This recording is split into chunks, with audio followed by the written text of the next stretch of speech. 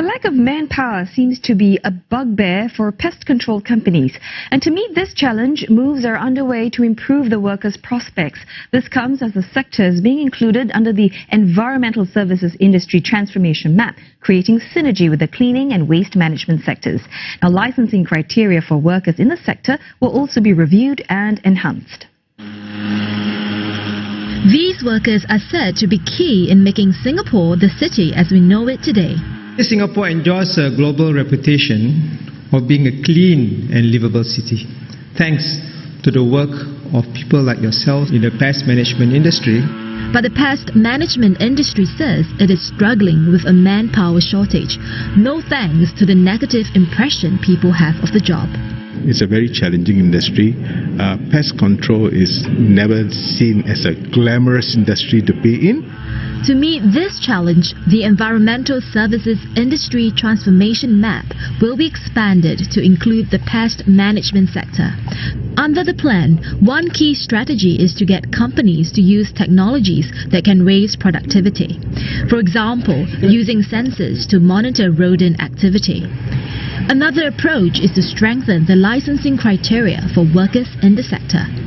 One way is by expanding the scope of training beyond the current 5 vectors, namely mosquito, rat flea, rodent, cockroach and fly. We need to improve and to include some others control method and new technology method into the system. The present training is only for the 5 common vector, but other pests like termite, bed bugs, we have to include all these things. Earlier this month, a pigeon calling exercise outside Hougang Mall had residents up in arms after this footage, which was uploaded online, showed workers bagging the birds in trash bags and disposing of them while they were still alive. The Aljunied Hougang Town Council had said that the operation was led by its licensed pest controller. Meanwhile, the government is also hoping to improve the career mobility of workers in the environment field.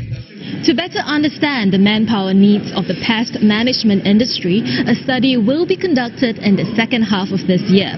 Through this, the authority hopes to identify areas with overlapping skill set to better enable professionals to work across sectors, including the cleaning and waste industry. Next, the National Environment Agency will trial having environmental control officers at shopping malls from the second half of this year. Currently, they only work in the construction sector, and their role is to monitor and report on potential public health issues at work sites. The agency said the move can help support shopping malls in fighting pests. Such premises tend to have many food and beverage outlets, generating food waste. Interested malls can take part in a trial on a voluntary basis from the second half of this year. We are focusing more on food safety, and with the increase in ECO, it adds another layer of protection and layer of eyes, and we can provide this in sharing of information or expertise to the shopping mall. With the inspection carried out at the mall, it will be much better for the safety of the general public.